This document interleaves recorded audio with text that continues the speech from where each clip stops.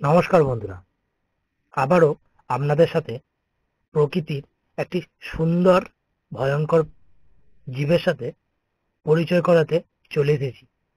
হ্যাঁ, ঠিকই শুনেছেন, সুন্দর আবার ভয়ঙ্কর। আমি বিপ্লব, আপনারা দেখছেন গ্রিন ওয়াইল্ড লাইফ লাভার। আসুন আজ আমরা জেনে নিই গোসাপ নির্বিষ না বিষধর। গোসাপের থুতু বা লালা কতটা ক্ষতিকারক। চলুন গোসাপ সম্পর্কে আজ আমরা কিছু জেনে নিই। গোসাপ নামের সঙ্গে সাপ কথাটি যুক্ত থাকলেও আসলে এটি কোনো সাপই নয়। এটি মূলত টিকটিকি জাতীয় সরীসৃপ প্রাণী। বাংলা নাম গোসাপ, ইংরাজি নাম মনিটর লিজার্ড। রঙের প্রকারভেদে কেউ কেউ আবার গোল্ডেন মনিটর লিজার্ড এবং বেঙ্গল মনিটর লিজার্ড নামেও ডেকে থাকে। বিজ্ঞানসম্মত নাম ভ্যারানাস। গোসাপ কথাটি মূলত এসেছে গো অর্থ গরু, গরুর মতন চারটি পা এবং সাপের মতন জিহ্বা বা চেরা হওয়ার কারণে আমরা একে গোসাপ বলে থাকি। পশ্চিমবঙ্গে গোসাপ, বাংলাদেশে এসে সেটি আবার গুই সাপ হয়ে গেছে। এরা সাঁতার কাটতে এবং গাছে উঠতে খুবই দক্ষ। এদের দাঁত ছোট্ট এবং তীক্ষ্ণ। এরা উভচর প্রাণী। এরা ডিম পাড়ে এবং সেই ডিম ফুটে তাদের বাচ্চা হয়। গোসাপ মাটির নিচে ডিম পাড়ে। এপ্রিল থেকে অক্টোবর এই সময়ে মধ্যে মেটিং করে এবং 10 থেকে 40টি ডিম পাড়ে এবং সেগুলো মাটির নিচে। এরা প্রায় 30 বছর পর্যন্ত বাঁচতে পারে। প্রচলিত নাম এলাকাভেদে বিভিন্ন জায়গায় এদের বিভিন্ন নামে মানুষ চিনে থাকে বা ডেকে থাকে। কেউ কেউ গোসাপ, গোধা সাপ, গুই সাপ, গুইল, গুল সাপ, সোনাগোদা ইত্যাদি নামেও ডেকে থাকে। এই নামগুলো বিশেষত আঞ্চলিক এবং প্রচলিত নামেই আমরা জেনে থাকি। আগে গোসাপকে নির্বিষ ধরা হলেও সর্বশেষে গবেষণা অনুযায়ী জানা গেছে ক্ষতিকারক লালার পাশাপাশি এরা মৃদু বিষ ধারণ করে। গোসাপের মুখের লালায় ক্লোস্ট্রিডিয়াম পারফিনজেন্স নামক ক্ষতিকারক জীবাণু থাকে, যা গোসাপকে শিকার ধরতে এবং শিকারকে তাড়াতাড়ি হজম করতে কাজে লাগে। ভারত এবং বাংলাদেশের বেশিরভাগ জায়গাতেই দেখা যায়। মূলত এরা বিষধর সাপ ও সাপের ডিম, মাছ, ব্যাঙ, শামুক, কাঁকড়া, ইঁদুর, ধান ক্ষেতের বিভিন্ন ক্ষতিকারক পোকামাকড় এবং মরা পচা প্রাণীদেহ খেয়ে কৃষক ও পরিবেশের দূষণ রোধ করে গুরুত্বপূর্ণ ভূমিকা রাখে।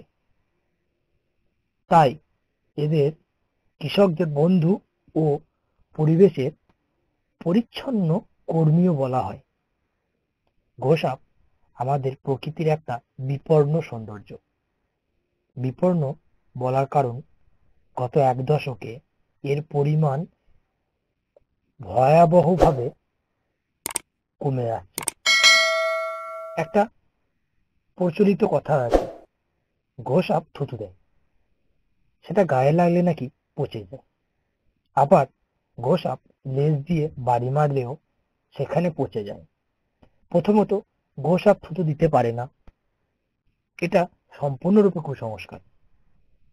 এদের লেজের পেশি অনেক শক্তিশালী, ফলে লেজ দিয়ে বাড়ি মারলে কেটে যায়। পরিবেশে শিকারের অভাবের কারণে হাঁস, মুরগি, ডিম বা বাচ্চা এরা খেয়ে থাকে বা খেয়ে ফেলে। ফলে মানুষের হাতে তারা খুবই নৃশংসভাবে মারা পড়ে।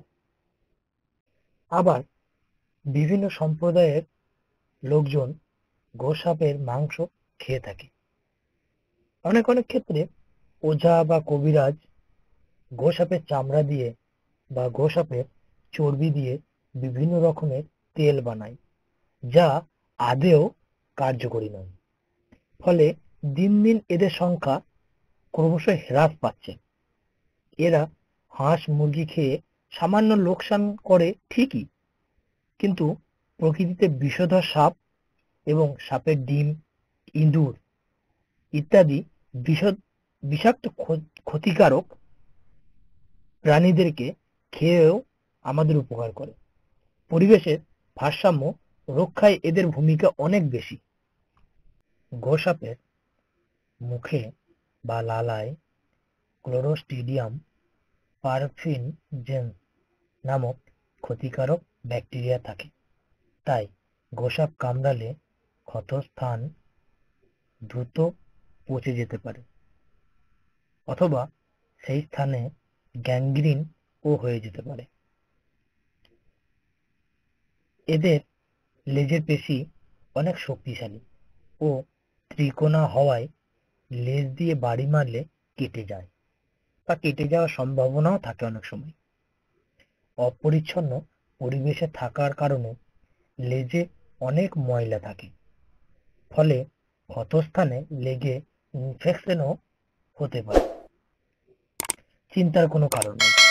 গোসাপে কামড়ালে বা লেজে বাড়ি মারলে দ্রুত ডাক্তারি পরামর্শ নিন।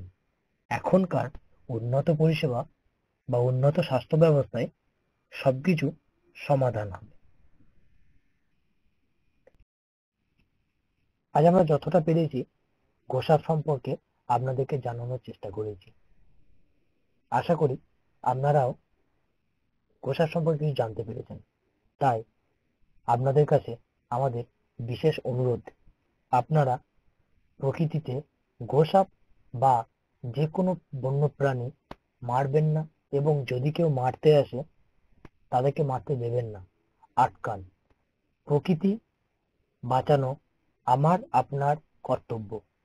প্রকৃতিতে বিভিন্ন প্রাণী, গোসাপ সহ সব প্রাণীরই বাঁচার অধিকার আছে। এরা বাঁচলে আমাদের প্রকৃতি সুস্থ থাকবে এবং আমরাও নিরোগ হয়ে প্রকৃতিতে বেঁচে থাকতে পারবো। তাই আপনারা এবং আমরা সবাই মিলে যদি না প্রকৃতিকে বাঁচানোর চেষ্টা করি, প্রকৃতি ধ্বংসের দিকে এগিয়ে যাবে। তাই সকলে প্রকৃতি বাঁচান, গাছ লাগান, বন্যপ্রাণী বাঁচান, প্রকৃতি বাঁচান। আবারও আপনাদের সাথে প্রকৃতির কোনো না কোনো প্রাণী নিয়ে দেখা হবে। অসংখ্য ধন্যবাদ আমাদের সঙ্গে থাকার জন্য।